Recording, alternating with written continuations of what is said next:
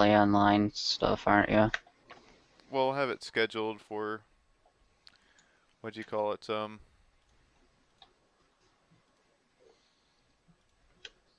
2 hours after this one, so we have time.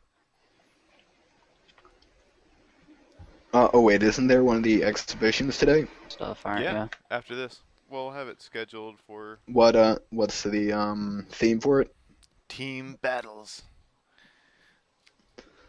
Ooh. Yeah. Now, if only I could actually run a complete Gator sniper that could fire all four cannons instead of having two shots hit and the other two in low orbit. That would be very helpful. Yeah, I don't but know what you're using because I was using a four-shot build the other day and I had no problems. Maybe it's the cockpit or something that you're using. hmm, Maybe.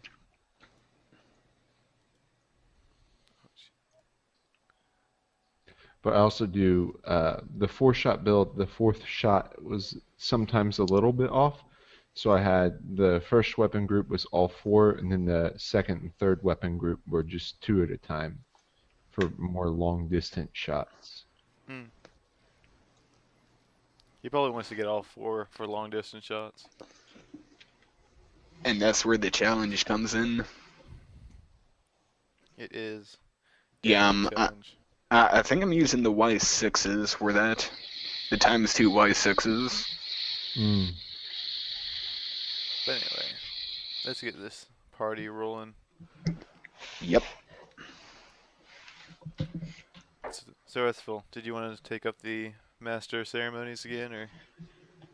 You can go ahead and enjoy it this time. I'll just kind of sit in the background to make sure you don't mess up. So that way, if I physically can't make any of these, then you should be able to handle it. Yeah. Cause But anyway, I'll actually be I got a call from Ford, so I gotta get stuff around and move, and it'll be awesome. Though you should log into the I gave you the Twitch info to log into the M.A.V podcast, didn't I? yeah. Well, it's running right now. No, the Twitch information, not the XSplits info. Oh, oh, I don't know. I don't care about logging it actually into it. We can change the Okay. title later. Whatever. Yeah, I still can't watch it. Stupid hotel internet. Anyway, it's all you now, bro. Yeah. So let's see here. Let's start with the introductions again. So I'm in the bottom left corner. Serge, I howdy. have a nice blue eye. That's me. I am in red in the top right corner. And I'm assuming me, Restful Shadows, I am in the upper left, since I can't actually watch the video. You are indeed, because there's no way I'm bothering reworking the image. But yeah, so exciting. So we've had our first podcast. There was the Concast, which, from what I understand, was really fun for you. And now we're finally on episode 2. On time for once. Ah, Yes, yes, yes, yes. which is Eh, amazing. it was on time last time. You guys just kind of drug the intro starting out a little bit is all. We were working at the bugs. Yeah.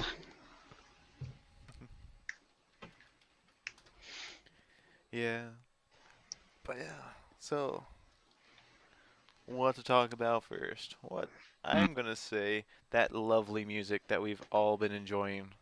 Verily, great stuff. it Yeah, is. it's been really fun working on it. Like I said, I have two more tracks that are ready to come out, but holding on to them until I can actually get them worked into the game. And then we'll start continuing on the rest of the music and the soundtrack. He's kind of booked out for the rest of April, so I think we'll start getting more tracks in May. So everything's moving along pretty quick. Which two are the other two out of the three that will be available then? The victory and the defeat. So those are going to be the tracks that play at the end of a round, depending on how you did, whether if you won or lost. And hopefully the banner as well with it. Yes. No more double negatives or confusing. I'm tired of winning all the time, but losing all at once. I've Yeah. actually had it blink back and forth between winning and losing. It was really trippy. It couldn't pick. Yeah. You tied.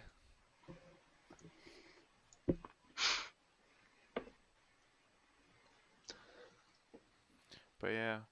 All right, so one of the questions we have lined up on the case of music: how many more songs are we expecting besides these three? It's undetermined right now. I'm trying to flesh out. Uh, I mean, obviously there's a soundtrack that will happen, but as cool as it would be to just get cool songs, I actually want to find a way that they'll be integrated into the game. So that's actually kind of where I'm taking a break from April from producing more music so I can get an outline of how the story mode missions will work out. And that's where I see the rest of the music kind of coming in is during the actual story. Um, right now, I want to say we're probably looking at close to 10 tracks total, but again, it's completely undetermined. That's just a rough guess. It could be more than that. Are we gonna see like M.A.V sounds like footsteps, gunfire, and whatnot changing soonish Um, or yes, I have actually a contractor already lined up that is ready to take that on. I just have to compile a actual list of sounds that I need and have the sound system in game ready. So he's just kind of waiting right now because there's just kind of a lot of things that have to go into place before I like making sure that everything's ready before I go spending money to get something. So which is a good idea. I don't like waste. Yeah, no one does, especially in this kind of industry. Yeah. Especially if since it's Kickstarter money and everything like that, I feel even higher level responsibility to not be wasteful. So, But yeah. So there will be music during battles, right? music during battles, it's a possibility, and I didn't originally picture it like that, especially not in campaign mode. Um, kind of wanted the percussion of cannon shots to be the battle music, but it's not something that I'm completely opposed to. I think, especially for like the arena battle type stuff, it would be pretty cool. Yeah. I just know at the moment there's not a lot of background noise, so it's kind of stale. Yeah. Yeah, yeah. Well, I got a feeling when we start to see a bit more of the revisions of multiplayer and stuff with like siege and eventually campaign, that eerie quietness is pretty much going to be the matter of life or death because every little sound that you hear is probably going to save your life.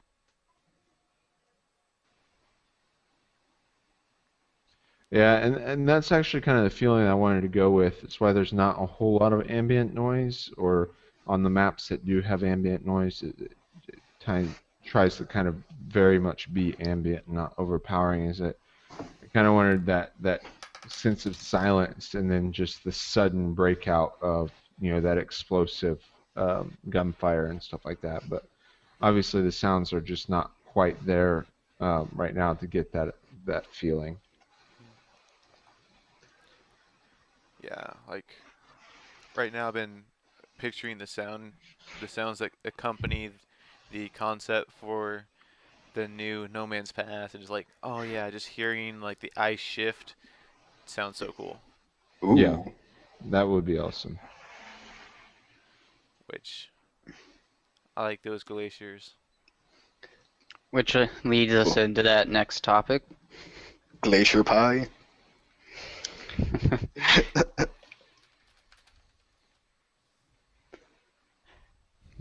What? What? Who Uh, he who he who just just likes typed that? he just likes gratifying himself as we try to read and progress through the file. Apparently, But yeah, how soon are those new concepts gonna be coming out? Um, the concept image, I actually just received the final print quality concept today. Actually getting it into a workable stage in the level is going to take a bit longer. But I'm immediately sent more work back out to that same concept artist, so there will be um, new content in terms of concept art and what the levels will be. Kind of the theme that I'm going to shoot for will be coming out soon, and I will have that probably on Monday. We'll be posting to the Facebook page the final concept, and of course, it will also be in the state of the game on Wednesday. Nice. Is it the person who's you're contracting for those? Is it mostly like the landscape concepts, or are they gonna do any other kind of concepts as well? Like, Right now, he's doing just the landscape concepts. I have somebody else that is going to start on Monday taking a stab at the first complete manufactured line of MAV parts. So this is an actual MAV made up of a singular manufacturer of parts. So trying to establish not only just what those parts are, but the visual style of that part manufacturer. sweet.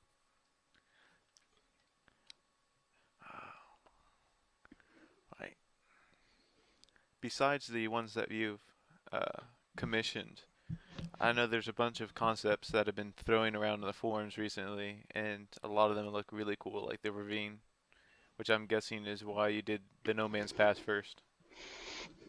Yeah, actually, the plan for doing No Man's Pass had already been set in motion before those showed up. And I'd promised Anvil Dude that No Man's Pass would be the first level that got redone. Ha. Um, but seeing those concepts come up on the message board was awesome.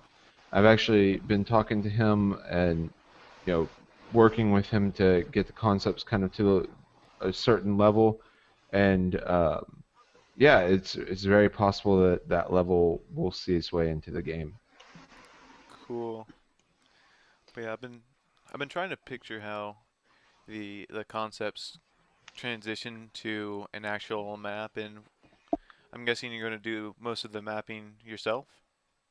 Yeah, then the concept to map transition is a very nebulous process. The concept is I mean, literally it's a concept. It is not going to necessarily reflect the level design and everything like that because that will be you know tested out and be optimized for actual gameplay, which you can't really do at a concept level. You can just take some, this would be cool to play in, and then in the actual level design state, you take that idea and make it fun to play in as well. But the concept will definitely drive the visual direction of the level. So once you get the level design hammered out, it's normally just I used to throw this term around a lot back whenever I was working on levels before. You get the level to a white box stage, which is literally the level is just made up. It's no textures. It's just white boxes. It's pure gameplay.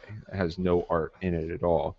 And then you use the visual design of that concept art and work with an artist and then just actual inside of the level and start basically prettifying the level, making it beautiful into the vision of what that concept art has. So it's kind of a you do the visual design of it in the concept, then you do the level design in white box, and then once those two are at a state that you're happy with, you marry them together.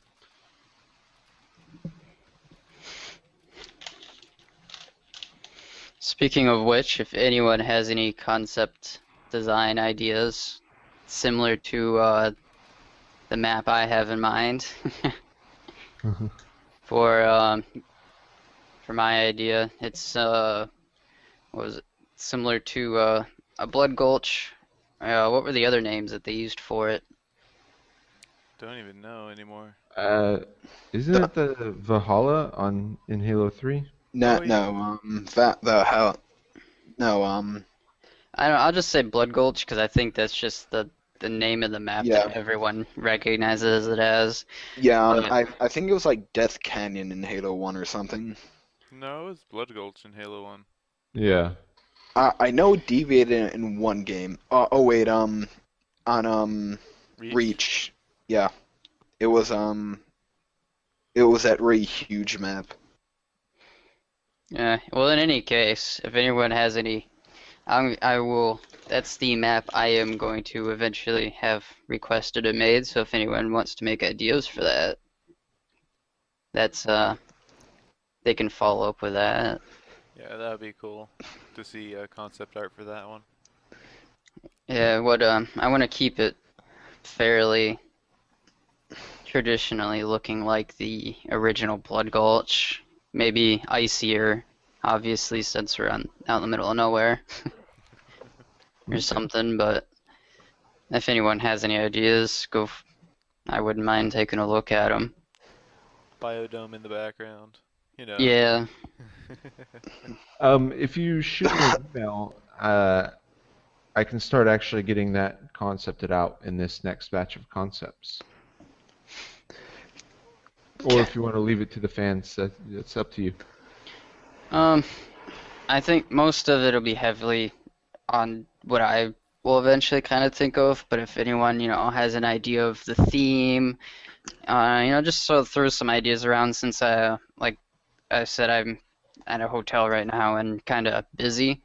So I mean, it's not the most urgent thing. Get taken care of anytime, but just to kind of take some pressure off of what I'm doing right now currently in my life, it'll be a little bit better. Cool.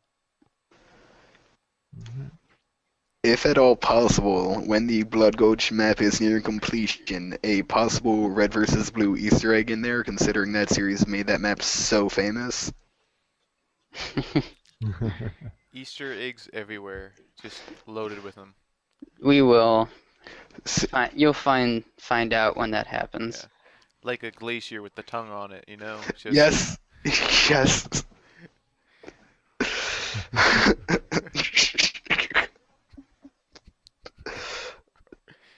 How many threads have we derailed on the forums because of this? I think 3, maybe 4. Okay, just I'm completely lost on it. Oh, there's the ravine. We have Hmm. a picture of the original ravine concept where the bridge connecting I drew in a red and then I added a little pink like blush mark so it looked like they were tonguing each other. Okay, I'm caught up now. Yep. and it just spiraled downhill from there. But oh, what a ride it was. Oh yeah, worth it. Completely worth it. This is what happens on the forums, kids. Head over to the forums. Great idea. Oh We have yes, those. please head over to forums. Which, speaking of which, is where you can get the very awesome TeamSpeak info at. or did it get updated? Oh, it's Um, the uh, same one. Same, yeah. yeah, I updated the master list when I got that new TeamSpeak info. Ah, because I'm guessing you put this one up, Sarge. The how apparently there's a lot of people playing, but just no one on the team speak. Yeah. It's of course if I ever lose internet, the TeamSpeak and the server goes down at the same time. So if you can't connect to one, expect that you can't connect to the other. But yeah. So What would you guys think of an official TeamSpeak server? would be cool. Yeah, and if you work on it, you could look around and get a NPO for it or a nonprofit license. It allows you to go up to 512 slots, I think, for it. Something like that probably. At least 200. Yeah, I'm pretty sure it's 500 because my clan for World of Tanks just went through the process of getting a MPO for a team. Cool. I don't think I would be able to qualify for an MPO since it's a for-profit business. Yeah. True. Well, But technically, isn't World of Tanks? It's free to play, but they have very enticing It's incentives to pay for things. but it's the clan, not the yeah, World of Tanks this itself. because Right. if an Yep. official one by me, then it gets into a little bit of a gray area. Yeah. For the Uh, fans, by the developers, but they still have to pay somehow. yeah, I'll definitely take a look into it, and if it's too expensive, I guess Mumble is always an option. Yeah. I know it's not as popular, but Oh, we need to get Anvil connected to this. That would I'm be gonna ask him for his hangout information. alright. I think that I sent you a link if you could use that one.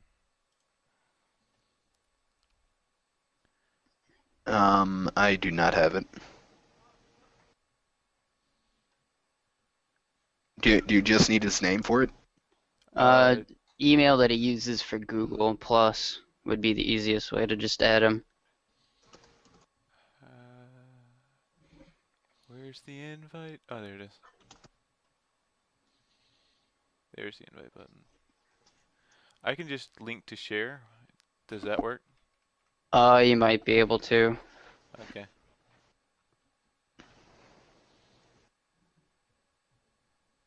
Oh, how in the world did I? Everything goes weird looking. Ah.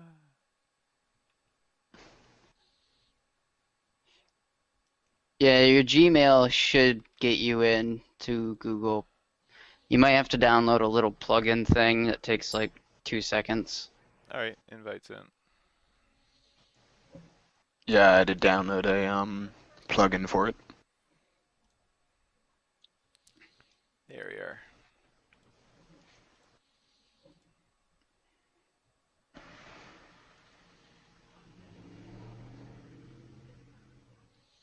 All right, so getting back on track with now leaning more towards what's coming up in the future with the next update. So, what are we going to be expecting from the Commander update, which is the nearest one that we've been hearing about?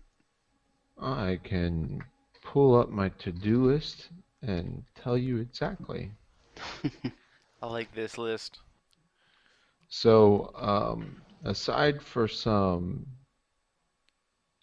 critical bugs that I'm looking into and other things that kind of get rolled into this update. The Commander update, specifically the things that I have on my list right now, and these are very high level goals that will involve a lot of small details, but it will be increasing the map functions, which means adding the grid overlay to the map, removing the arrows from the chassis base. That's kind of a technical thing for how they are handled right now, so that you'll have a better way of seeing which direction you're facing versus which direction you're moving. Um, Also, make the map icons show the team colors more reliably, get better icons, and be able to show the uplink area, which is the uplink area is going to be kind of the new NA system. So to pull over from Chrome Hounds.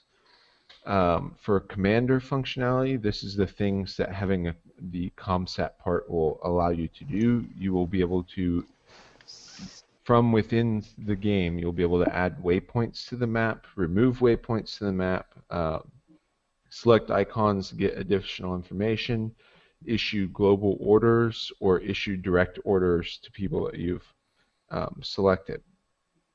Basically, And the original commander functions we are all used to knowing and using. mhm. And obviously you'll get more information on the map whenever you have it pulled up as well. Um, I also want to have more actual ComSat parts. I'm going to increase the number of deployable parts because they'll have an uplink deployable, which will be how you increase your uplink area. And then I want to have an actual kind of model that you deploy out that has a little bit of animation on it. And I also want to fix up the Siege game mode. There's kind of a few issues in there right now that make it not that much fun to play. Um, the most critical is I've noticed every now and then you'll spawn into a Siege mode game and it will be running at like 1 frame per second. Huh. Just has some extreme slowdown every now and then. Yeah. So that's one of the big ones I want to tackle so that it's playable, and then obviously all the other little issues. And that is the current Commander update to-do list. Yeah, because I know the last time I played Siege, the first round was okay, but the second round, none of the radar dishes spawned, and it was like, what's going on? Yeah. So fixing up basically all of the bugs and errors that prevent the game mode from being playable. Are one of the things we're going to be seeing with the siege mode updates and such is being able to like pick teams beforehand. Yeah, all of that stuff is I haven't rolled that into the Commander update just because I'm kind of planning it out and I want to be able to roll this update out and then focus on the siege mode. But But depending on how quickly I get the snapshot builds out, that could be rolled into the Commander update, or it could just come as the update that happens right after the Commander. Is that going to be the heavy gunner update? Yeah. it kind of sounds like you have so much to do. You don't want to add too much all in one patch because then you won't know what's broken, and it just kind of narrows down what could break once the Yeah, well, patch and it's comes out. also about timing. Like I could definitely put the Siege Mode Heavy Gunner Commander update all in one update, but that might take me 2.5 months to get out, and that kind of update schedule is something I want to try and stay away from because it just leads to, I think, a little bit of a loss of productivity. So I think having trying to keep the updates, the big updates to 1 month intervals is something I really want to try and strive to. I wavered a lot from that with the craziness of Kickstarter and Steam and stuff like that, and I'm really wanting to get back into it because I think that the game progressed a lot better whenever I was keeping that schedule. Greetings, peons. Ah, he has come. Greetings! He's just Missed a very while. quiet. See, I thought that you guys were all going to be on the TeamSpeak server. No, Sadly, not. Well, it just makes it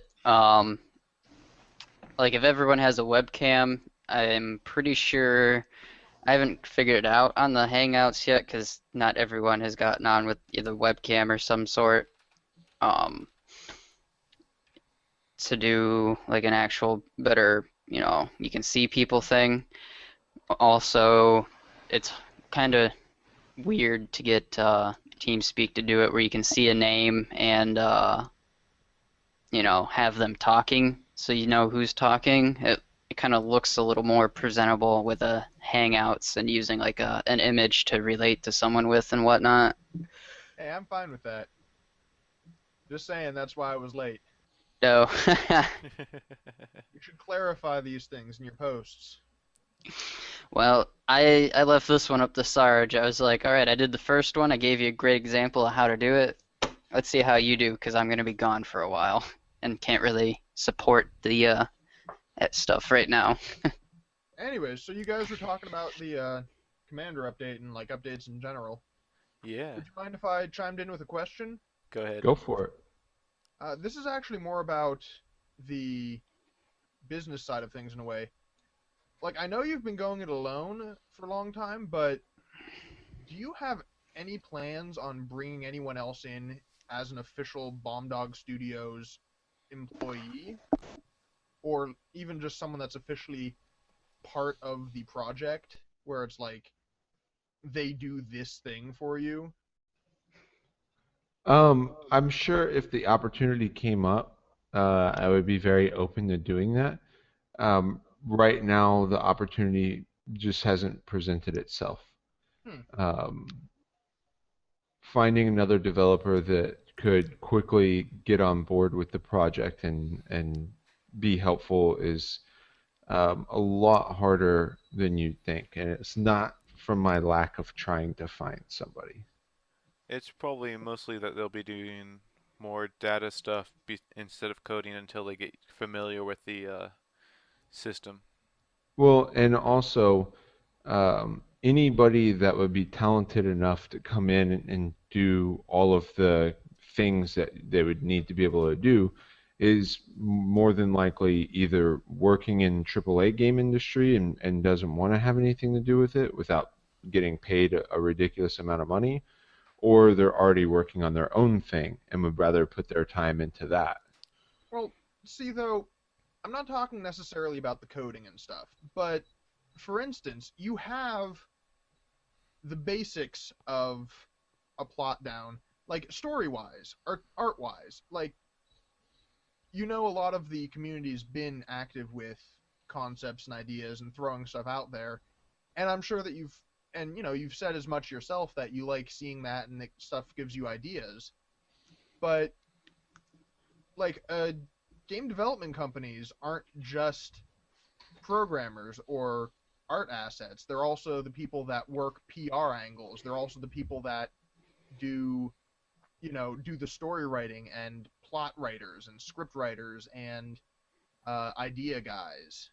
Which I know you've got a lot of ideas and stuff, but wouldn't that be something that would help free up a little bit of your time if you didn't have to worry uh, about writing a story and about doing that and having someone get it started? Yeah, that definitely would. Those people, I think they're a little bit rarer than you give them credit for. There's actually not a whole lot of writers in the game industry. Um, and the ones that are always contracted out. They're freelance. It's very rare to find somebody that is a full-time writer at a game studio, and that's all they do. Um, and I think obviously I'm leaning a lot on the community for ideas and everything like that as well. But the story and stuff like that, that's actually not um, a big concern of mine for being a time sink. Because that's the fun stuff. That's actually really the fun stuff. The big time sink stuff is getting these big features in that require thousands and thousands of lines of code and testing and making sure that everything works and bug fixing. That's actually where the big bottleneck is. So if I were going to bring somebody in, it would actually do the most good to have them help out on that end. Um, and then that would actually have two people working on the hard stuff and maybe give me a little bit of time to do some of the more fun stuff. Okay, I understand where you're coming at from that, but I don't know. I mean, maybe it's from me coming from a more artsy background, but I feel like in a lot of games, it is the story. The story is just as important and should have just as much attention paid to it and take just as much time to figure out as the technical side of. You need a working game before you can start throwing the story together. But the thing is, if you don't have a well thought out, loved story, then nobody will play the working game. Well, multiplayer is the fix for that, in what most game studios are doing. I say it wasn't that the big idea behind Titanfall when it came out was multiplayer because most people just don't care about campaign anymore was the idea. Well, the thing is, though, Titanfall still has a storyline that's been woven into the multiplayer. It's just Right. presented to you a different way. Like, actually, in a way, M.A.V is like that, where the big story of it is going to be in Real time, how kind of. it works. Yeah, it's gonna be user generated, and the like campaign and the backstory is gonna be, well, and I guess the campaign would be the best place to put the backstory and all that other stuff. Yeah, there's a lot of backstory stuff going on right now that is not visible in the game. It's not visible because I'm still working on it. Like one of the things right now that I'm working on is fleshing. I have this big document called M.A.V Universe, where every time I get an idea, I just go and add to it and everything like that.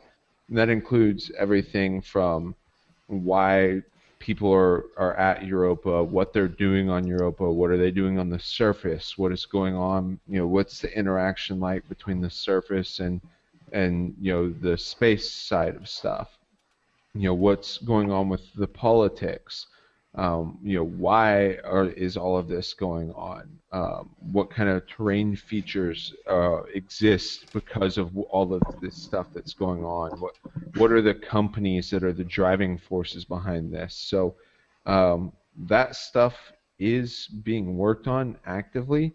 In fact, right now I have the document over. There's 1, 2, 3, 4, 8, 12. I have 14 company manufacturers that I'm working on fleshing out the backstory and what their visual direction is and kind of the idea behind them for the M.A.V parts that they manufacture, how they'll be played into the storyline. There's also a lot of other stuff that happens with that, but um, as I have found out the hard way, when it comes to story, it's actually better to not display that as work in progress type stuff. And that's something that needs to be a little bit more sealed up before it comes into the public eye because um, anything that's not fleshed out will obviously immediately turn into speculation, and people will try and fill in the gaps, which a lot of times that's awesome. Like with gameplay, that's fantastic, and that's a lot of the reason why the M.A.V is being developed the way that it is. With story, it kind of ruins the appeal. It ruins anything that you're trying to do with plot or anything like that. So you will see stuff being rolled out with like the company manufacturers. You'll be introduced to those in content updates as they get fleshed out completely. And the other tidbits of the story will also be fleshed out. But more than likely, everything that I have in this document will actually never come to light. It's mainly just there to help me make unified decisions as I'm looking at levels or I'm looking at plot points. This So is what? my reference document, and it will find its way into the game in that way as well. Okay, All it's right. just like that's just something that I was wondering about because I mean, I know you've seen some of my stuff on the forums. I'd love if I could be more involved in that sort of thing, and I know exactly how hard it is to create and flesh out a world. Hmm. So, yeah, I'm glad to hear that it is being worked on, and you have all these ideas and plans going. And Yeah, and actually, I have to do a shout out.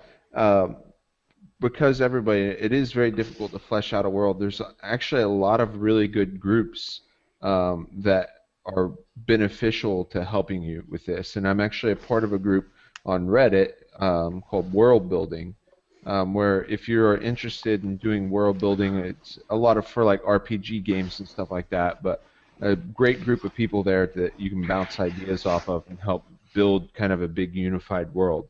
They have a tendency to focus on maps, but there's also a lot of really good background and cultural stuff that you can get help with over there as well.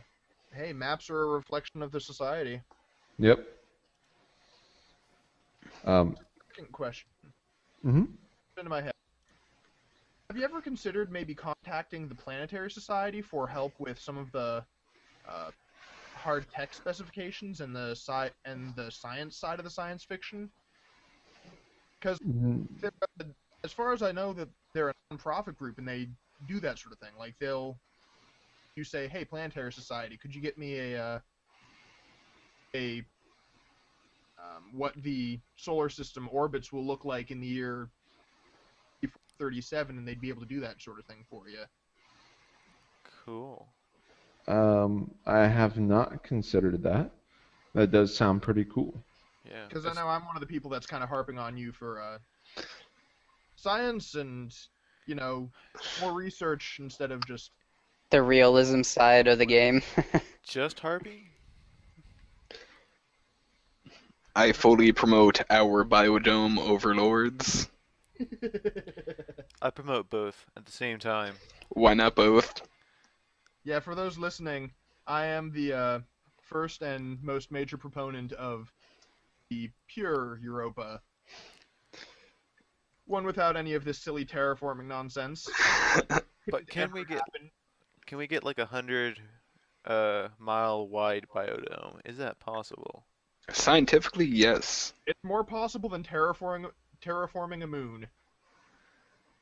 And cheaper. Let's just put it that way. Where do we get all that glass? What do you mean glass? You're That's all on plastic. the planet to mine things. Glass is made out of silicon. It's That's moon what glass. rock is made of.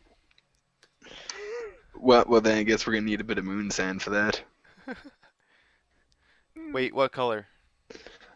I always really like the yellow or the purple color. If we could only figure it. I guess we have to keep it in a constant like ice shell or else it'll just become powder. But we can get There's onto a that. point. You could freeze a dome. You Right. could create a biodome from ice. Now that's thinking with portals right there. And now trying to get back to track. When did we ever stay on track? You should know that by now. Yes. It's a podcast. You don't stay on track with podcasts. I know. Well, the Concast can be the one that keeps on track. We'll just be random. But It's back like to a video of Friday Night Fights, but without the fights. yeah. But back to updates. Will we see the big heavy gunner update or the melee one come next? Um, Probably the heavy gunner, because I think that's more vital. I think the melee weapons, while they will be awesome, that they're kind of represented. Like I think flamethrowers do a pretty good job of representing close combat. Um, and so obviously melee weapons will have another more variety side to that, varied side to that. But I think getting the heavy gunner down is something that's more important. And I still want, the melee still are going through concept and everything like that. So it's going to depend on the timing. I don't think that the melee weapons are going to be so significant that they will be, their own update. They may be part of a larger content update where it's an entire group of parts coming from a certain manufacturer um, that will be able to be used with everything. Or they'll come alongside of whatever update is going on whenever I get the content back. How are you going to do the melee? Is it just going to be a modified projectile, like I think Planetside 2 does? I think Or is Chromehounds it did the going to same be... thing. Um, it depends. Neither way is actually very difficult. It can either be a modified projectile. I mean, flamethrowers right now are actually projectiles. So, Yeah. um, but melee, the code actually already exists to do hit scan weapons as well. So I spent because I knew the game that I was going to make, I spent an extensive amount of time making sure that the code for handling weapons was very robust. Okay. And so there's a lot of features that actually are not even really used but are supported. Considering that we're on the topic of projectiles right now, one of the things I've been noticing ever since the earliest stages of pre-alpha is when you. Hello? Go on. Legacy, you pressed the wrong button You pressed the wrong button, Legacy. You All right, muted. can you hear me now? No. Yeah. for a second. Good. All right, so on the topic of projectiles and stuff, one of the things I've been noticing, like this ranging all the way back to pre-alpha, where if you shoot your rounds, and it's like very noticeable with sniper cannons and stuff, would You did it again. uh are we gonna be seeing some sort of fix for the Away from the keyboard. I Away. Can you hear me? Can you hear me? Your hands there. Are we going to be seeing some sort of fix for the projectile bounce? Like it's very noticeable with like snipers and stuff when it hits the target, it like might bounce off in another direction. Um, that they're not actually bouncing.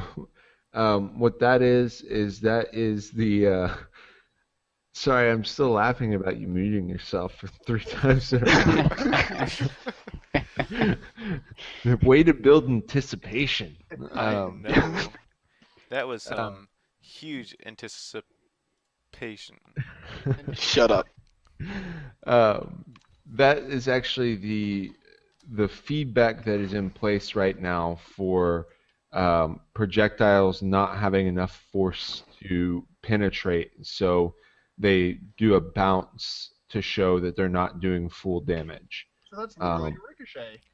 yeah, it's literally a ricochet, um, and it's not very good right now, obviously because it looks like a bug. That system will be re-implemented so that you get a different particle effect. So, but with sniper cannons, the only time that you'll probably ever be seeing that is whenever you're shooting like very heavy armored parts. Actually, here's a Um, question. Um, have you considered maybe going with...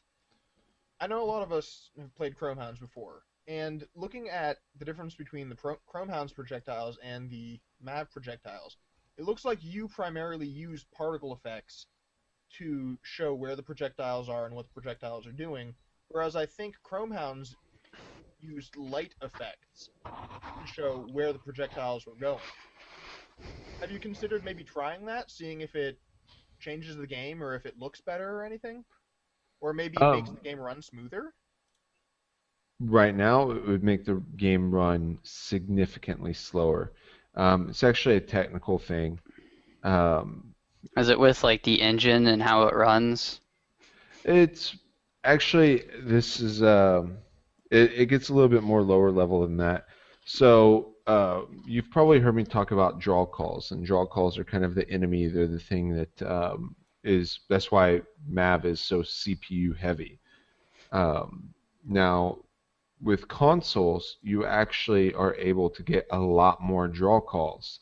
But then you become GPU limited and everything like that. So then you also have a big memory constraint with consoles. Um, Lights make draw calls. A single, say, you have a light that's right next to a MAV that can add hundreds of draw calls. And right now, MAV really, with a good CPU, you can only get about 3,500 draw calls before you start getting some really bad slowdown. So a single light adding an extra 100, if all the projectiles are doing that, then obviously that starts becoming unplayable. Um, the way that if you go back and look at Chrome Hounds, the way they got around a lot of that is the levels were really sparse a lot of times, Mm-hmm.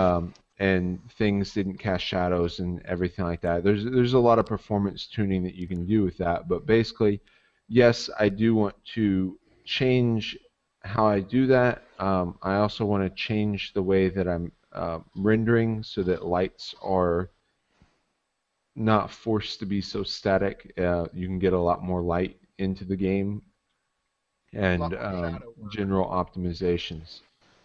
Okay. So I do want to do that. It's just not as easy as throwing some lights on everything, though. It's going to take some time, but Oh, it that's good is to the know. end goal. Um, I guess anything else with that? Because there was one question I know that was asked about that I can kind of transition us into. Sure, let's do that. Transition away. Um, with projectiles, how about ammo and ammo types? See what else was there. Oh Yeah. yeah, ammo types such as fire, chemical, kinetic. Kind of you know how Mass Effect has kind of is the first thing I think of. Um, Like Also, no lock-on weapons, as you've stated before. How about guided rockets, like laser guided or cam guided? Probably either way. And about the capacity of ammo, if you ever plan to up that, change that in any way, shape, or form. He already did. Um, yeah, the last update actually saw a big rebalancing of ammo capacity, especially with cannons. Um, so yeah, I haven't completely. gotten to play much since I kind of had to move to Um, or go to New York for my job, so on average, all cannons got double the amount of ammo capacity that they originally had. well, Uh, I also Anywhere between um, you know, either 100% or 75% more than what they had. And I'm also completely not opposed to doing ammo balances like that. I did the same thing with rockets. Rockets you should just never be used, and it was because they just didn't have enough ammo. So they also went through an ammo rebalance. So that type of stuff I'm completely open to doing. That's not really that big of a deal, and always going to be tweaking balance stuff and everything like that. Uh, what about like for Go what ahead. about like he was saying modifiers? Like Yeah, obviously, so I was yeah, just you can about to change say. stuff in the coding, but what about if someone wants to have two builds using the same weapon, but one of them they want to dedicate more space to like having more ammo without having to have extra weapons? Like a Um, Like an auxiliary spot that you connect to a weapon and it increases its ammo. so the auxiliary thing has been talked about, and I do like the idea of auxiliary booster parts. There's some gameplay discussion that happens like, well, if you have an ammo capacity increaser that gives you an extra 50 ammo and it blows off in the middle of battle, what happens to that extra 50 ammo? Does it just take away all of that ammo, or does like the gameplay code have to draw the ammo from that beforehand before it starts pulling it from the part. So there's some questions there that I have to answer before that can become a possibility. As for just cycling ammo types, like, oh, I just have the option to have 18 ammo or I can have 30 ammo for more weight. I kind of one in the back end that will always be handled by having more than one part. Those would just be in the back end considered two separate parts. Um, I it all just becomes kind of a UI thing at that point. How do you want to present that option as UI? Do you do it in the add part section, or do you do it once the part is on the map? And there's obviously a lot of questions. Like, it becomes very difficult to compare parts if some of the options are locked away behind the part if only, and you can only access it if it's actually on the map. And so there's, the benefit of having everything being its own part is, you can actually see all the stats of every possibility. Also, the drawback to having everything be its own part is you see all the stats to everything, and that means that there's a lot more parts to shift through. So I still consider that to just be a UI issue, and not so much as a whether or not they're going to be. Because if you want to get down to the nitty gritty, technically that's already in the game with like the HD, the the X, and the Z, and the 160 variants, where it's literally just changing out the magazine that's feeding the weapon, and there are different stat changes that come with that. All right, and then how the type of ammo, like I said, with fire, chemical, kinetic. Is there anything with Um, that yeah, potentially? I don't want to get too complicated with having different ammo types, or not different ammo types, different damage types. I don't want to have, like chemical damage and thermal damage and kinetic damage and acid damage, and then you have four different armor modifiers that all affect your health. I think that gets to the point of being too complicated where you basically have to create a spreadsheet to be able to figure out what kind of damage you're going to do. I would like to just stay at two damage types. There is normal damage, and then there's heat damage, which heat damage will be a part got so hot that it's starting to take normal damage. So everything still just is at the only damage is normal damage. There's just more than one way to inflict that. What about Yeah. secondary effects? Something like a caltrops or like an ice round, where just like if we're going the frozen Europa route, you could easily like load a shell full of water or something, and then it would freeze onto the on impact and possibly slow something down. What about that sort of idea? I'd I'm rather gonna see have that to in a play the mine. hard science card against you. I want to see that proven. Yeah. Way on, Cyber's pulling the hard science card now, even after we've been writing it for that That long. sounds about that sounds about as realistic as terraforming a moon. All right. I see a mine exploding with some kind of gunk on it. There you go. Yeah. Or like Uh, some grease to make it really slick or something, Just but visit the yeah, forum. that kind of stuff. I'll have I think for you. that's getting a little bit more into kind of experimental stuff to where I can't tell you whether or not it would work until it's in the game and people are using it and saying whether or not it's fun. Um, so I'm that's what my roundabout answer saying, sure, we'll have to see. yeah, have to play with it. Yeah. Bouncing off of this idea because I've heard and seen some of the stuff that like happens with Minecraft when they started getting mod support in, that they ultimately started like asking some of the modders, I think, for basically what they're doing with it, and they ultimately implemented it in the game. Perhaps that might be a good indicator for pretty early mod support. Yeah, well, the thing about Minecraft, they have an excellent modding community because the mod community has the source code to the game. So they could literally add whatever they wanted. Um, it's would be difficult to get that same level of modding available in map without publishing the source code and through any kind of like mod API and everything like that. Like the interaction of being able to do certain things would already have to exist in the game. So um, that's definitely a difficult question. One of the big things for modding that I know that I want to do, and I've already kind of done the technical back end to start making it feasible, is server mods, which Yes. basically completely opens up the game rules system. So there's a game rules that handles what happens when somebody dies, what happens when they want to respawn, what happens when there's damage done. All of that stuff is handled by this game rules, and I can easily provide an API that gives callbacks and stuff like that, that somebody could write their own server that kind of piggybacked alongside the M.A.V game server that got that information and then told the API what to do whenever those things happened. Well, So go ahead. I can see that. I can see that.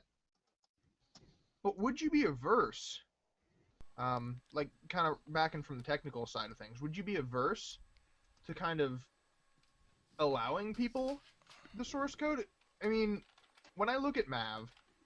and I look at almost any other game that's out there, paid games or free-to-play games, M.A.V. quite literally, I think, is most closely following the Minecraft kind of style of development. It's a small group, or one man in this case, developing a game based on an older game's premise, but more polished, better thought out, relying on the community for advertising and kind of ideas, Developmental ideas. developmental ideas, who is selling the game for a cheap price in alpha. The price is going to become greater as the game becomes more polished and closer to full release, but still had a free version of an older copy of the game that is a kind of a buy it once and you have everything.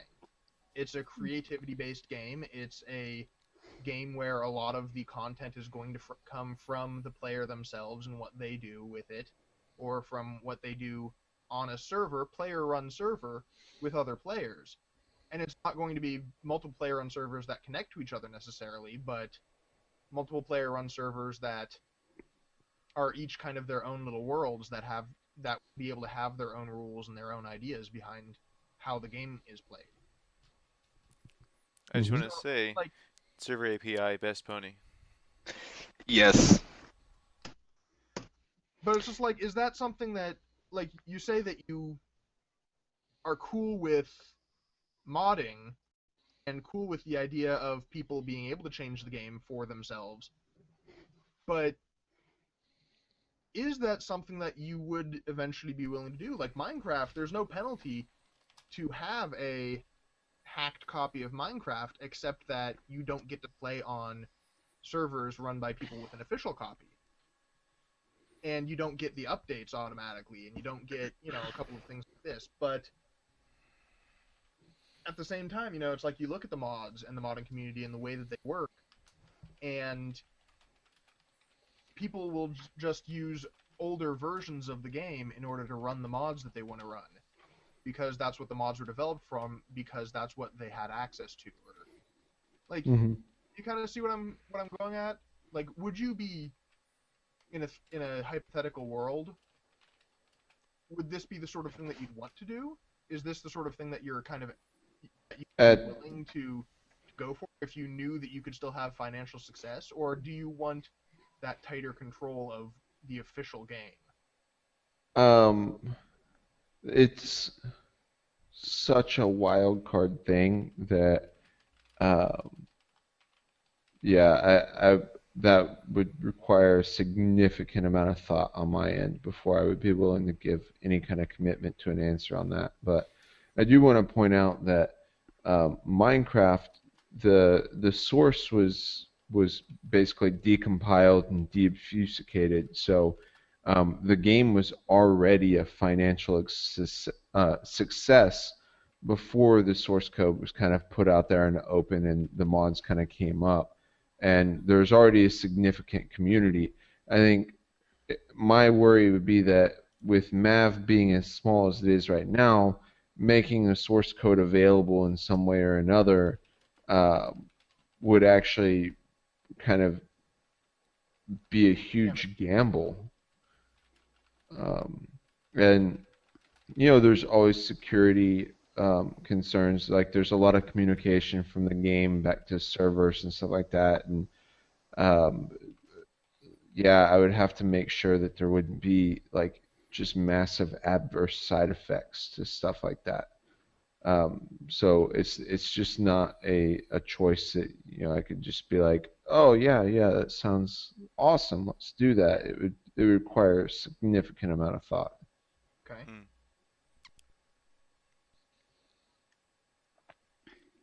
But yeah, One Silence. one thing that I have to say that M.A.V has so far done better than Minecraft when I was following Minecraft through its development course through pretty much late alpha and beta and stuff is that I had no idea how to set the snapshots. Here, you do a checkbox and you update. Because I heard you had to jump through so many freaking hoops with Minecraft to get a snapshot going. You still do. yep, Here, you check a box. Simple enough that I can understand it. Hit. yep. We have a list that we really should be following. Yeah. I've kind of been looking at it the It whole just time, and it just things you can just pull from. oh, I guess speaking of, he kind of also touched on that I put on last minute. A lot of games, like he said, cost and as development progresses, cost goes up or whatever. And I know you did the Kickstarter, but as far as maybe some other packages through alpha or beta that gives you some sort of another title, a special color pattern that's only available, like the gold that you have out. I still Hmm. think fancy contrails for the projectiles would be awesome. That would be. But any other like type of packages you have thought of or planned or open to further down where you pay like $30 for the game and you get, this color pattern that you couldn't get before. I know you kind of wanted to stay away from the in-game purchase style Yeah, and stick with just the one purchase thing, but maybe this as an incentive isn't, like a I I type understand of where you're coming from with that, but like the unlock a certain color pattern thing, um, I would be opposed to that on two grounds. One is it's kind of really free to play business model to me, and I just have an aversion to that. And then I feel like I lied to everybody that bought the game previously by saying they get all the content that I make after that. So um, that specific example would probably not happen. And that's why if um, you know, yeah. So that one is not something I want to do. But there are things that I do want to do. I do want to open up the ability to name a part as that's just a purchase option, but I need to have a system in place, and I need to deliver that to all of the Kickstarter backers before I open that up to everybody. Right, Um, I understand. I was just, one of the curious questions that came up that yeah. that I've seen a lot of developers, kind of make a push for or try out as they're One thing developing the I game. one thing I am working on right now is physical goods. I know that there's been kind of a desire to have that, but and heck, I would love to have a M.A.V shirt also. So that's kind of something that I'm looking at doing is getting the ability to sell some actual physical goods. So t-shirts, hoodies, posters. That's why, all concept art coming in will be at print resolution so that hopefully if you want to, you can actually get a print of it. And then once I get enough of it, you can actually buy an art book of it. Um, so that's something that I do have an eye on going forward, just because that kind of stuff will also help fuel the development and prevent having to do like a Kickstarter or something like that, or it just makes things go faster, and you can get people to come on board to help.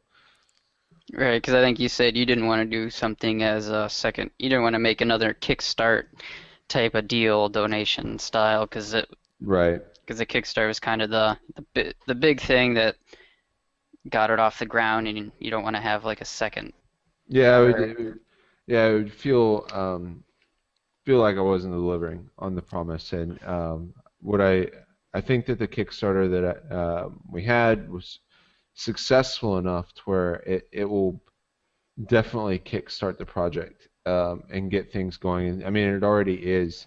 It's doing great, and things have actually picked up. As even though, and this is just kind of from the buzz of the Kickstarting and stuff like that. I did the Kickstarter and immediately started hiring contractors and started getting things going, but also just actual sales of the game picked up as well. So that right now I've even though I did spend a lot of the Kickstarter money, it's already been fulfilled kind of quite a bit. So, and that was kind of the big goal that the Kickstarter allows, that initial big spending to get content going in and everything like that, but that the game kind of builds its own mass that starts filling that back up as well. So, hopefully, that just means that the Kickstarter money will last forever. Hopefully.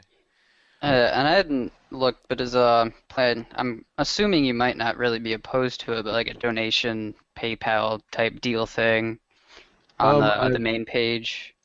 I don't do PayPal donations because that's a good way to get your PayPal account frozen, because Right. they're very strict on donations that have to go to nonprofits and everything like that. Mm. Well, I meant like Especially, something along the line where there's a somewhere you can donate type deal, or yeah, did you want to stay away from that? yeah. I want to, like I said, I'm exploring as many options as possible for people. Sorry, I'm exploring as many possible options for people that want to give Mav more money than just buying the game. They have a variety of ways to do that.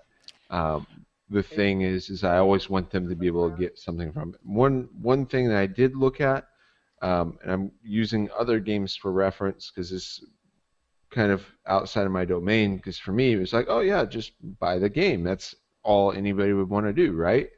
I didn't anticipate the amount of support that the fans would be willing to give.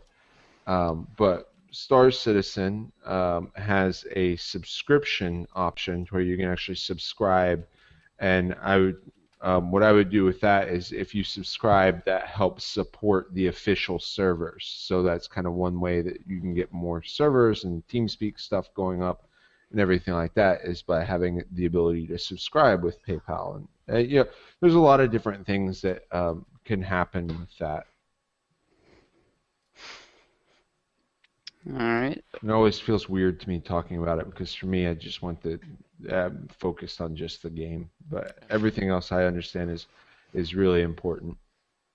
Right, and I just wanted to get those kind of things out of the way because it's the general, from what I've noticed, most games aren't going the traditional path that it used to do, like you're trying to do.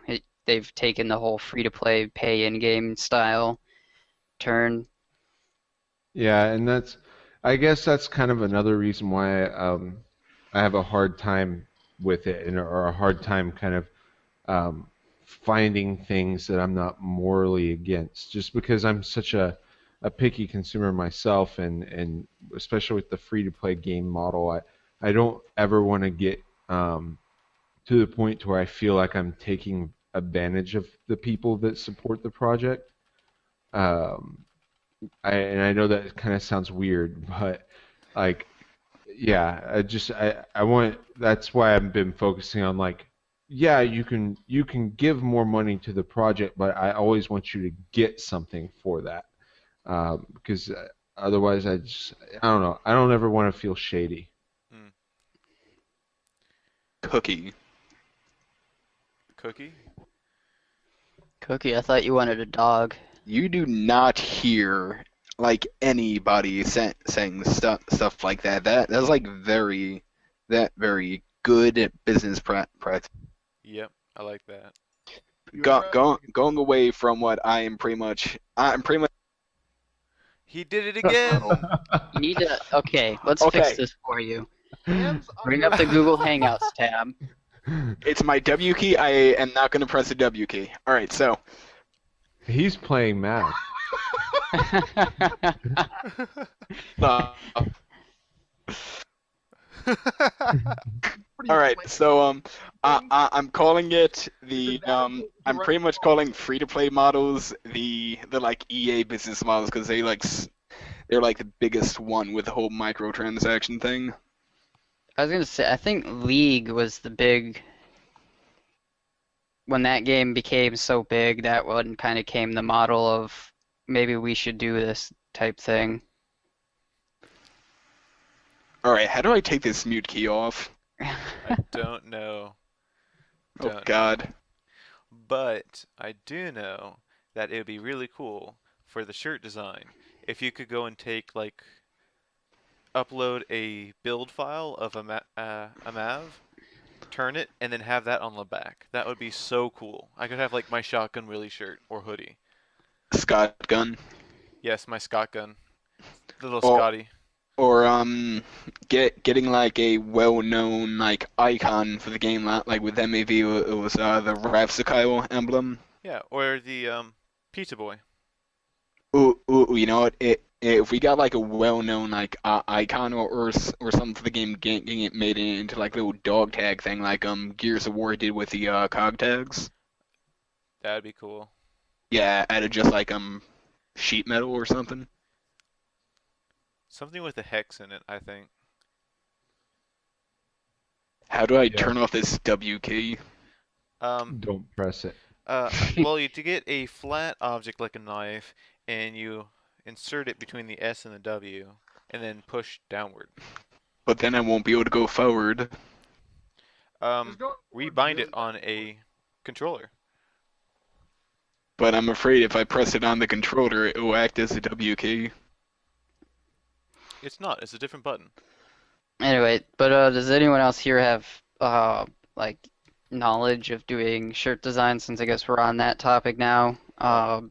Like any sites Um, that you can upload custom stuff or whatnot? forward keys. Actually, the I already have a site that I'm working on setting up a store for. It's called spreadshirt.com. I looked at a couple of them. They had kind of the best prices and the best ability to design stuff. So anybody that has experience with that or anything like that or wants to do their own designs, the cool thing about there is that you can actually, print some of your own stuff. I love the idea of being able to get your own builds printed out. Maybe that would just be like an option in the game to where you could do like create t-shirt shot and it would save out a screenshot that's all alpha masked out so that you can then upload that and make a shirt out of. It would be beautiful. I just know it. And then you could go and you could take that and put it into pictures and stuff like that. Yeah, Instead of me like hand doing all the lines for the my YouTube page. that sounds like an awesome feature. That is. But yeah, oh yeah, before we completely lose it, I just wanted to remember it now. What is the money for in Siege? I know it's a little off topic now, but The money in Siege, yeah. the money in Siege does not exist anymore. It used to be there. Um, Siege mode, the game mode, whenever the alpha originally released, worked a bit differently, and that there were no deployable parts or anything like that, and you would earn money from doing damage to people, and the money that you earned would allow you to then deploy the deployables that exist in the game now. Ah, gotcha. And no, you had to use the money. You got every time you respawned, you got a certain amount of money as well, and you had to use that money to build your MAV and deploy in the battle. So it got pretty complicated, and as more parts got added, it was just apparent that while the game mode was kind of a cool idea, it just wouldn't work because say there's like 3 rounds and you get blown up in the first one, so you just redeploy, but then you earn a lot of money, and then you go back into the garage. You could like change up your build completely. So it was literally like the entire campaign mode condensed down into one 3-round game. So you saying, had inventory management and economy management and all this stuff. It M.A.V just has great potential to become the world's first mecha MOBA. Yep. yeah. It actually was very MOBA feeling now that I look back on it, which was not the intention. I mean, Um, one of the servers gonna have it, like eventually a server mod to make it an RTS kind of one. yeah, I'm sure there will be, and that's why I wanted to focus on the server API Yeah. beforehand because you can still use all the same parts and everything like Mhm. that, but literally just changing the rules of the game will allow you to get some significantly different gameplay.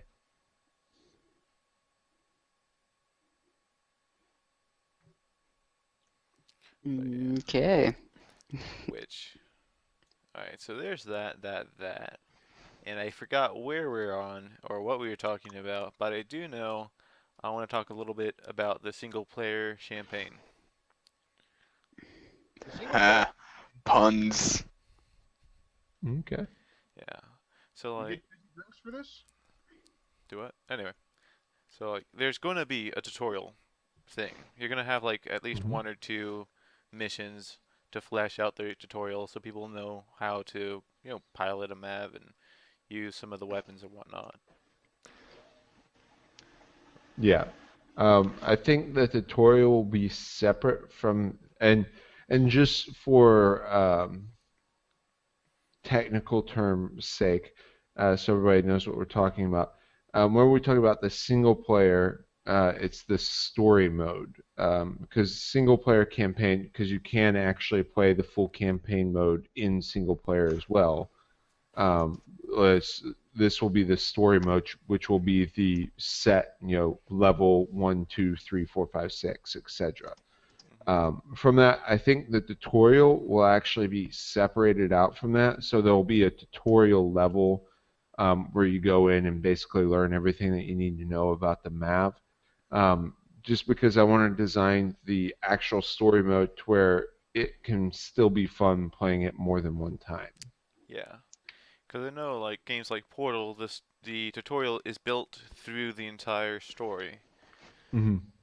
where you could have like an optional mission 0 being the tutorial section where instead of going to each one for like each role type, you could maybe with the multiple hound setup that you have be like, okay, that one just got blown up by the guy who really close to you. Now you spawn in a sniper, shoot him.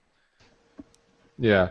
Um, yeah, it's actually difficult because like if you look at Chrome Hounds, Hmm. the way that they did that was actually kind of smart in that there's just 6 separate campaign or storylines essentially. Um, I don't want to do that. I would like to continue it in all one story and maybe just kind of tailor it to whatever it is that you happen to deploy in. I haven't really figured out the technical know-how of exactly how that's going to work, but I do want it to try and be that no matter what you deploy into the same mission. It's the same um, story mission, Yeah, but the Um, it gameplay just has might be different different. scenarios. Yeah, so, so so yeah. something what you could do with this, considering that, like, if you're going into any sort of mission whatsoever, and they're just going over just like real life military and stuff, you should have some idea of what you're going up against, what's going to be on your side, what's going to be on their side. So having that knowledge, just like in the briefing in like the pre lobby for said mission, you'll know like what would be most helpful to bring for that game. Like if Yeah, you want assault rifles or howitzers. that could be a Um, separate sort of. That could be something else that you could tie into, say, the commander even, or Yeah. the kind of like control of territory is going to give you extra bonuses and benefits for certain things, right? So why couldn't it be if you won a territory with a commander on your team or a commander with a certain module on your team, then that gives you that extra bonus information for the matches in the next territory over. we'll have to bring this into further discussion on the forum, but I can see this being Um, really cool to talk about. Yeah, for the story thing, I think the main thing I'm gonna focus on because I don't want it because I want you to be able to play it and get different experiences depending on, well, hey, now that I have all these parts and everything like that, let me go back in and play the story, see what that's like. I think I'm mainly gonna focus in that there are 6 things going on in every story mission that match the 6 kind of roles that you can play. And depending what you deploy into with that role will be kind of what you're doing. And then if you deploy back into it, so like say one time you deploy in as a attacker, you go in and you have this, these objectives and everything like that. And during the course of those objectives, you have some sniper support or you encounter some sniper fire or something like that. And whenever you go back in and deploy as the sniper, you're actually playing that other side of the role. So you're either adding, doing the sniper support for that attacker that is now controlled by AI, or maybe you're actually against that attacker because you're playing a different part of the faction, different part of the story. So um, I kind of basically want to make it to where each story mission has 6 slots that are filled, and whenever you deploy into one of them, um, it's you playing, and then the other ones are filled with AI, and that also easily makes it open to you can deploy in as a 6-man squad in co-op to play this story mission, and have every role filled by a human player and then play together through the story.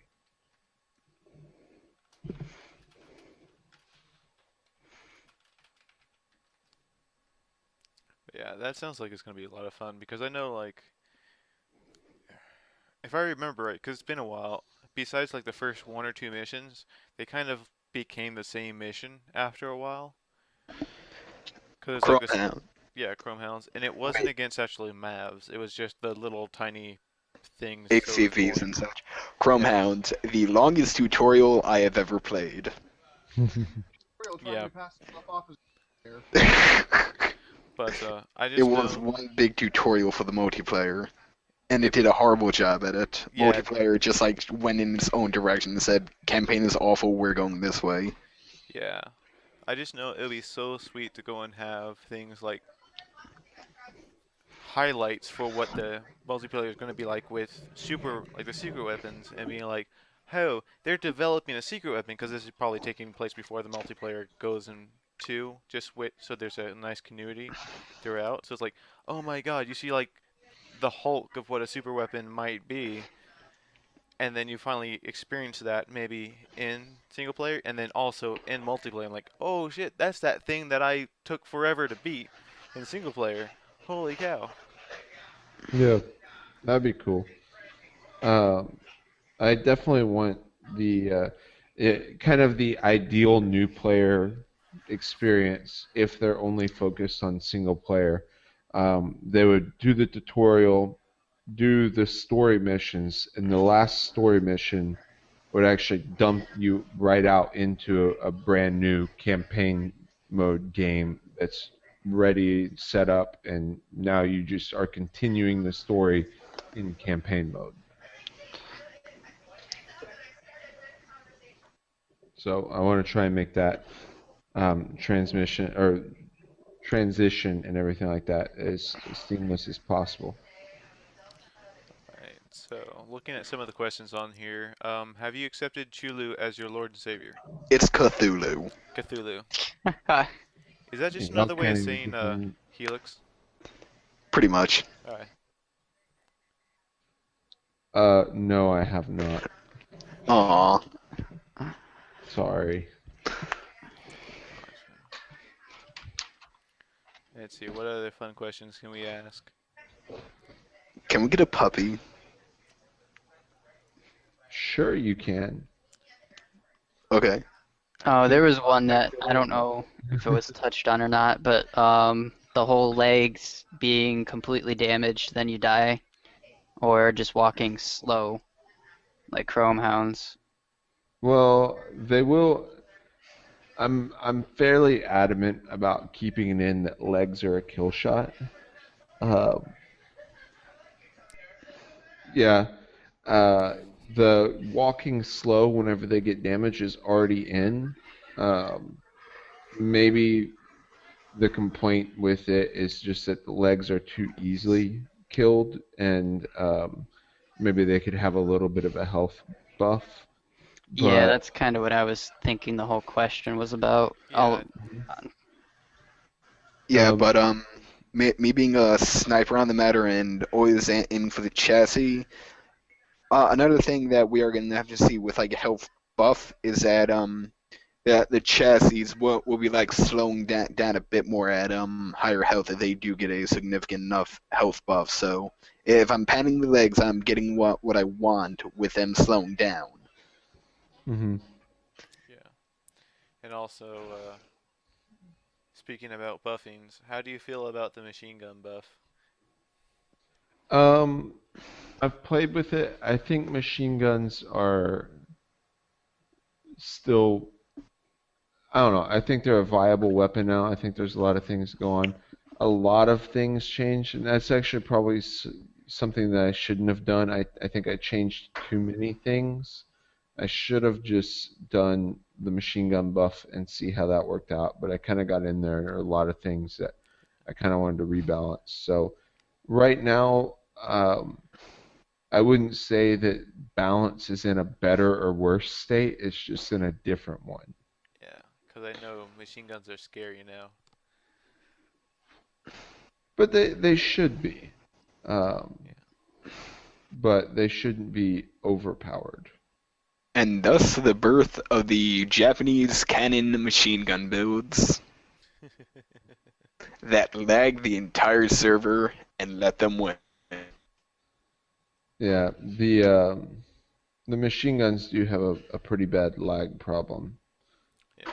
And I think just decreasing the amount of bullets at a time is probably the easiest way to balance it now. Yeah, I do think that there's just gonna have to be some back end tech to prevent that lag buildup also. Hmm. But for sure, maybe a little bit of a rate of fire adjustment can be in especially the 160s. The mini 160 is a little crazy. Oh, but I love those things. They are Yeah. fun. Yeah. But I will have to fix the lag issue anyway for whenever the Gatling guns come on board. Oh, they'll be firing faster, won't they? Yeah. Oh. Yeah, you have a good 3,600 rounds per minute. Oh, that's insane right there. Let's see Yeah, one thing that you could do is just give some projectiles non-tracers. That might help decrease the lag, especially with a high rate of fire guns. Like every other round or every 2 or 5 rounds, have a tracer. Yeah, the lag is actually coming from server communication. For just telling the server that there's so many shots being fired. Um, yeah, because the server doesn't render anything, so it doesn't care about particle effects and stuff like that. Yeah. Because was it particle effects in drawing is I think the biggest bottleneck for higher uh, number of MAVs in one game. Mhm. Right, but the server is handling it perfectly fine. Hmm. All right. Well, not perfectly fine, Yeah, but there's yeah. yeah, I've had fun with those 32 man games. And But yeah. Cyber, Hmm. I've been meaning to yell at you for quite a while. You aren't breaking the game enough. Oh, don't worry. I'll get a lot of that in with the commander update. I'm missing my days of my mile-long lists from like the fours and threes. Yeah. Right, he doesn't know what to do with his time now. I know. I'm not devoting hours just testing which list. Yeah, like what was fixed, what's not fixed. Did I miss anything? Yep. You just happen to actually enjoy playing the game, you know? Yeah, How horrible. I'm not used to this luxury, man. It has come a long way. Yes, it has. Let's see I'm almost tempted to go back to the first release and play it for a bit of pre-alpha. here. Oh yeah. So pretty much, the rest of the ones that I want to talk about involve the war and server side stuff. Okay. Like the multiplayer campaign thing where Yeah, the actual factions and stuff take effect. yeah, like I'm guessing since it's global and whatnot, but how creating a faction, how easy, hard it is to do that, joining different ones. Um, Creating a faction, all of this is kind of just design on paper right now, also. So it's very subject to change. But the creating a faction will be difficult, I would say, but not unachievable. I think that for a lot of players, especially if they're new to the game and this is just their first time playing in multiplayer, they'll probably want to join up with either a player faction that's already been created or one of the AI run factions. They can just join that faction and start reaping the benefit of being a part of a faction. And once they get some experience, they can always break from that faction and start their own, um, or try and take over the faction from the inside. Um, but the way that the faction will get started is you'll basically choose that you don't want to be a part of any faction, and then you will have to go and by yourself capture a territory. The thing about that is as the game progresses, as the campaign mode progresses, the territories will be more and more well defended. So it will be much more difficult to be able to capture a territory on your Kind own. of turns into how Eve is, Um, if you I'm know it. I'm familiar with it, but I haven't ever played it. So. Basically the same idea that you're kind of going with. You start in an AI faction, you can leave, make your own, join a bigger one, and you progressively just get more units and star bases and make bigger defenses and fortifications and stuff. Mhm. Like, Yeah, it's very similar, but it also has the design impact that as the war progresses, you won't see people breaking off and trying to start their own faction um, as much. So at a certain point, the factions should be fairly steady, and those will be the ones that will be battling it out. Of course, you'd always have, big political movements, like say you have 10 people in a faction and six of them decide they don't like it anymore and they leave. A six-person mercenary group all dropping into the same territory at the same time could actually be powerful enough to take over that territory, and then that they would be a competing faction at that point. So you'd have to have people coming with you to take over the territories at that point. But at the beginning, you would be able to take over territories just by yourself. yeah, and Um, that's just because the AI are weaker at the time. Because I can just picture as it ramps up that works. But who leads the faction? Like leadership, like that's something that I have some ideas on. I want there to be kind of a hierarchical leadership that the faction kind of votes on and determines themselves, so that there actually is the ability to, move up in rank in the faction. And I even want some specific things to be you gain additional gameplay things by being at a certain level in the faction. So, like if you're the president of the faction, you actually have some additional options available to you in the management of the metagame. Um, but like I said, all of that's just kind of designs on paper, and it will be fleshed out a lot more once the factions actually exist. And then again, that's fairly late game content with the whole diplomacy within factions and everything like that. Yeah. About when do you think you want to go and start trying to add in the online campaign? My goal right now, if everything goes according to plan, I want to have kind of some of the first versions up and active in snapshot builds at the end of summer. So Cool. maybe about 6 months from now, that will be up and running. Main reason it's so far out is because obviously I have to get some stuff in, like the commander stuff and everything like that. But also I want to have some, enough level variety available that it makes sense. Because the first time I released the campaign mode, there was actually only 2 levels, maybe even 1 level, and it was just the same level over and over again, and it was in general just kind of it was pretty bad. Yeah, So it just got kind of I want to boring. be better prepared for it this time. All right. Would it be possible just like throw in some of those older maps that we've seen throughout I know we already got Outpost Alpha in, but like those really old ones or ones that were just like test maps, just to throw in a bit more variety. Unfortunately, some of those really old ones have met the garbage can.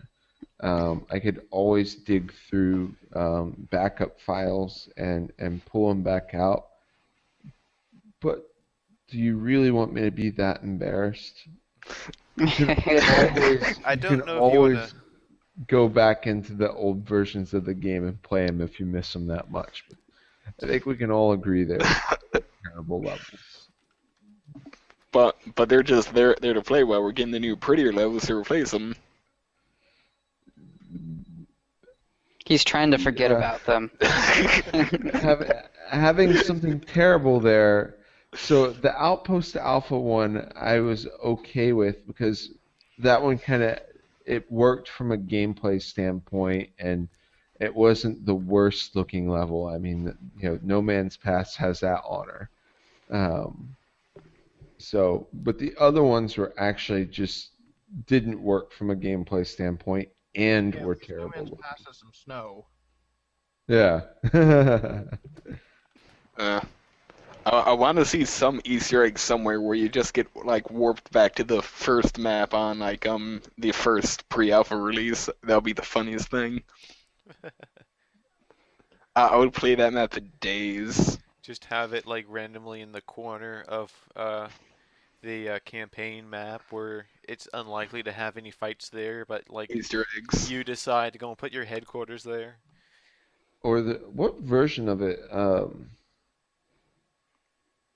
think it was like 4 dot something, 4.5 or something, where there was actually procedural levels. So Oh wait, yeah, I remember that. there was one version of MAV that had procedural levels, and it lasted one version before. I think that was in like the twos around like where the demo is.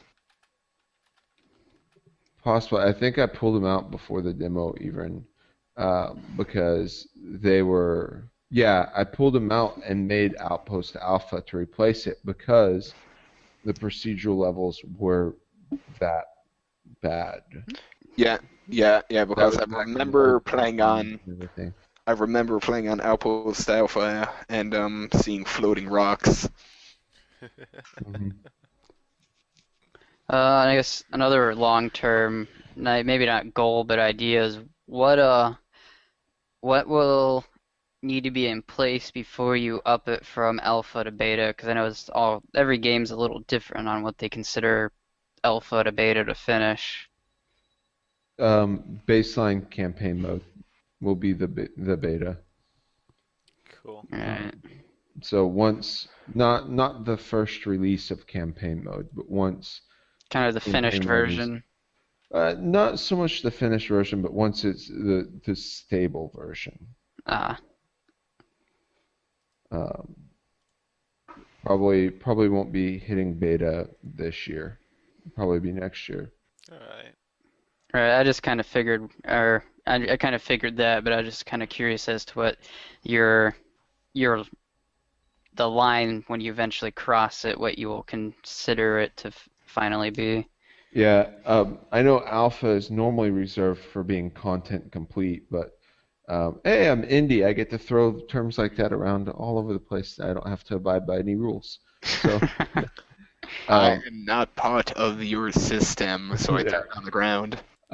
What I want to be, well, actually, technically, alpha is feature complete and beta is content complete, and I'm going to throw both of those out. And alpha is just we're an alpha, that's what we are, because it comes first, right? And beta should be feature complete, and then final will be content complete, and continue to update from there.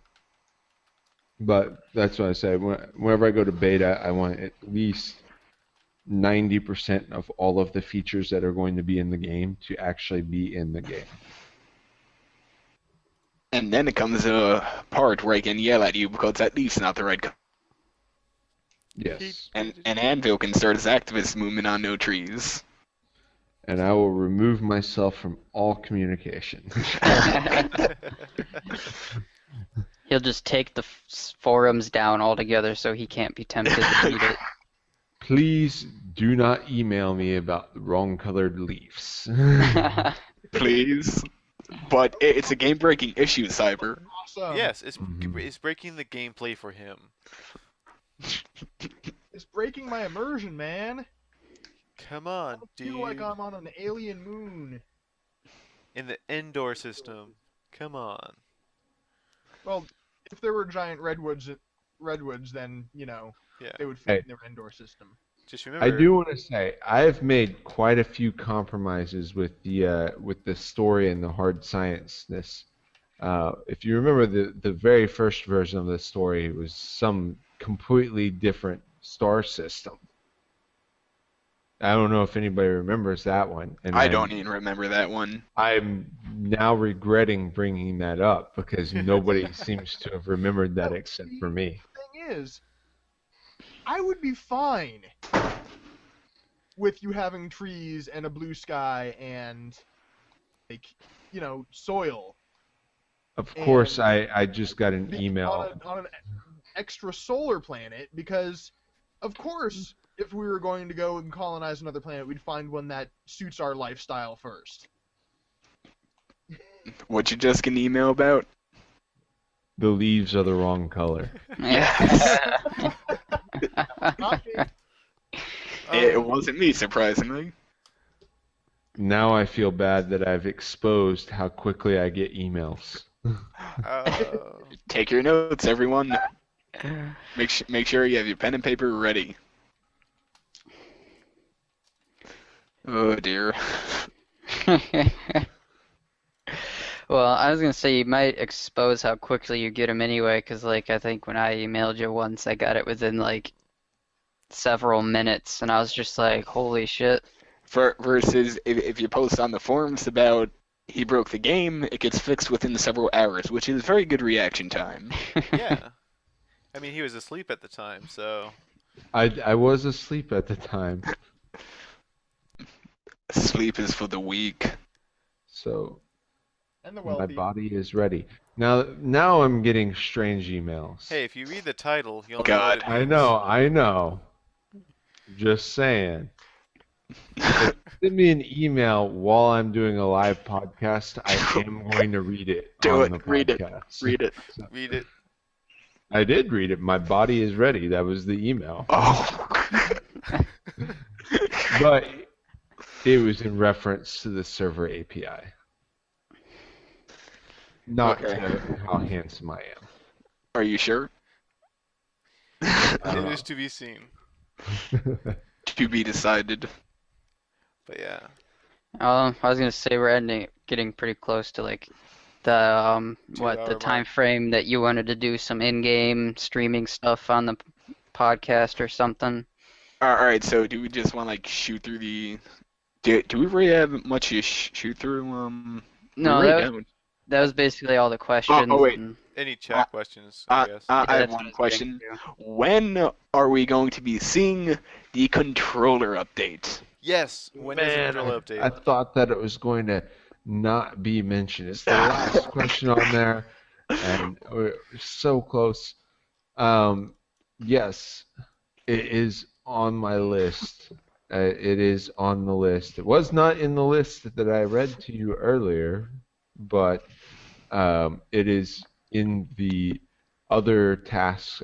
I actually put it in the same category as bugs. So uh, You it's not a almost got away feature. with it. It No, is Almost. If it the wasn't for other you um, one, meddling kids. the other one that was going with ammo that I think we skipped over was the self or not self-guided, the player-guided rockets and such. yeah. I'm not entirely opposed to that one. I've been um, yeah. I think player guided or something like that. They would have to be kind of weak because I don't want to have this whole you know, counter, anti-counter type thing, where there's, if somebody just happens to be using this one weapon, and you don't have this specific counter to it, then you're screwed. Which is kind of like how Chrome Hounds was, where basically you either devoted the like 400 weight to carrying a missile counter, or you just gambled that you wouldn't run into one of those guys. Hmm.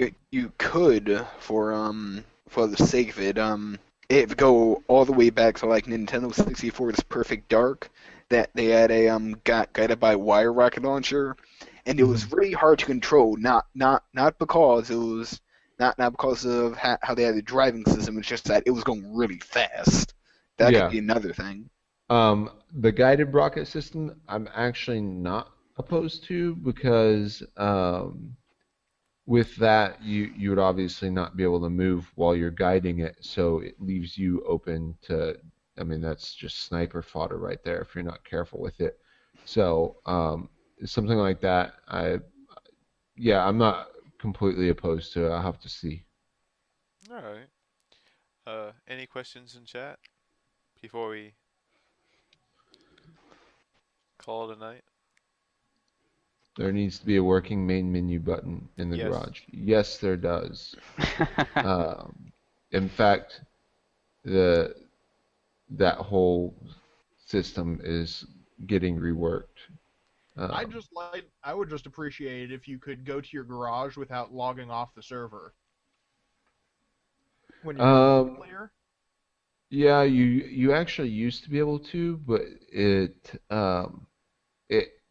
causes a lot. Basically, going back into the level becomes significantly more difficult from a coding perspective. Hmm, So by making it to where that didn't happen, I eliminated like 100 of Legacy's bugs. Yep. interesting. It has a lot to just do with how the networking system works because whenever you go into the garage, you're actually in a completely different level. Like wherever you could be connected to the garage while you're still connected to the server, every now and then an enemy MAV would just spawn in the garage with you. Uh, Oh wait, I remember that. yeah, you'd be trying to build, and all of a sudden another MAV would just spawn on top of your MAV. See, that was only ever legacies. Uh, hey, I named It them happened to Fred. Thank you everybody. very much. I named Legacy them just Fred. played it the most back then, Yeah, but Uh, but I am kind of enjoying that I'm not the only one breaking your game anymore. So I have mhm. people for that now. yeah, we got people. One Jack, thing that will be coming that might solve that is you'll be able to take multiple maps with you into the game so that you can take four builds with you and then just switch between the one that you want to deploy in. Right, the Yeah. compromise. Yeah, and Also, I then think a big part of it's just having a single life match is going to change things too. yeah, Yeah. I can't wait until you add that to the server API. Yep.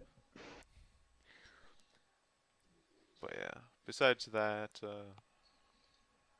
oh yeah, the button so you can see the scoreboard in the middle of a match so you can mute people or That anything. that would be very helpful. And then the time limit also being re-added because it got hidden. Oh yeah. Adding that to my bug list. Oh, you forgot about that, didn't you? If I don't put it in my bug list, I tend to forget about it. So I have my bug list open right now, and I'm entering them in. Sweet. All the bugs that don't make it onto the forum, they find their way here. Yes. They just crawl their way in, just like the server not being able to go and type in chat. It doesn't have a history.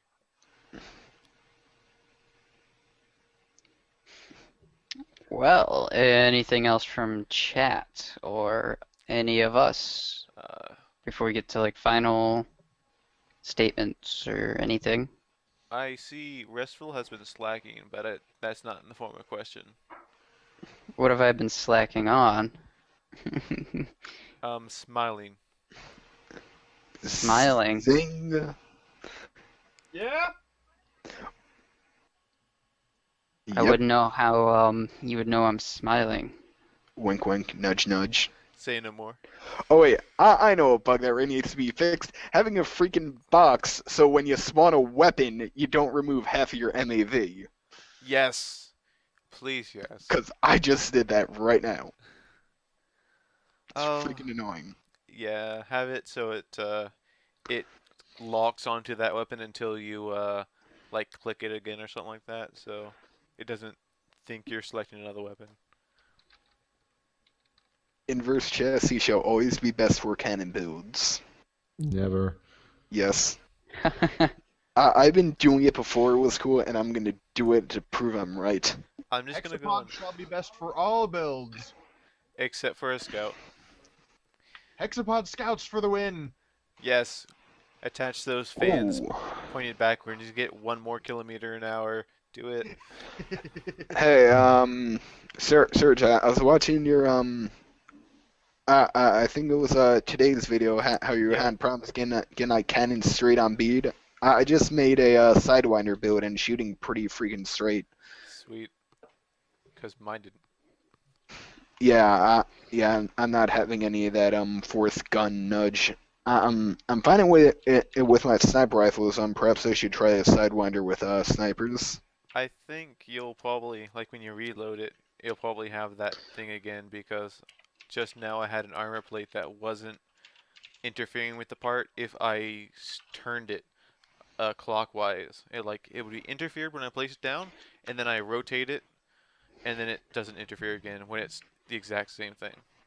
Wait, like collision or just recoil? Collision.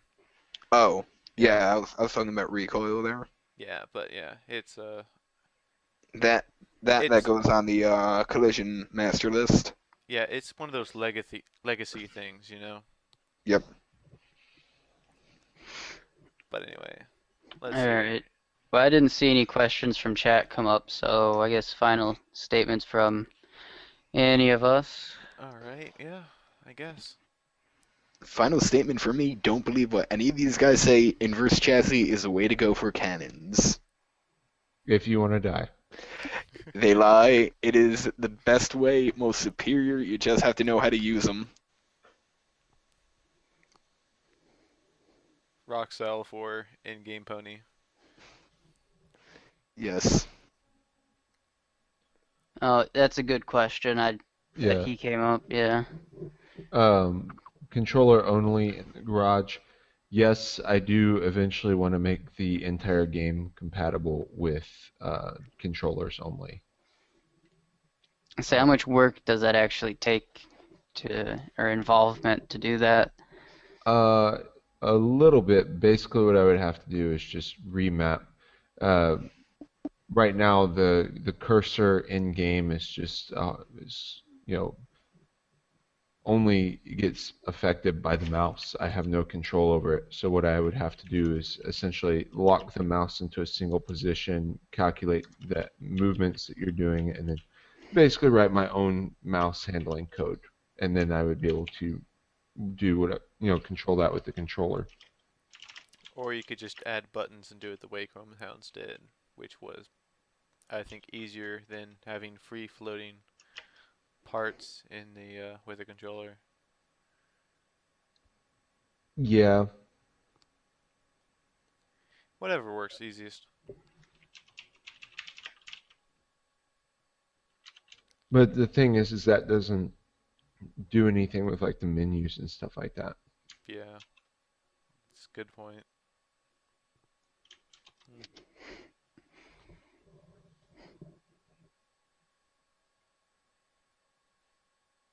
Um,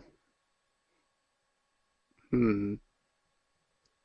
I guess is that everyone's final statements or anything they wanted to talk about? Or Yeah, that's it for me. I'm pretty good beside, you know, ponies. Until next week. Farewell. On the next exciting episode of M.A.V. podcast. And No, it's next time, or on the next exciting episode of M.A.V. Will Cyber fix the controller? Next episode's title: Controller still not fixed. Arrivederci. All right. As soon as I find the buttons. As soon as I find the buttons. No. There you are. Come on. Come on, baby.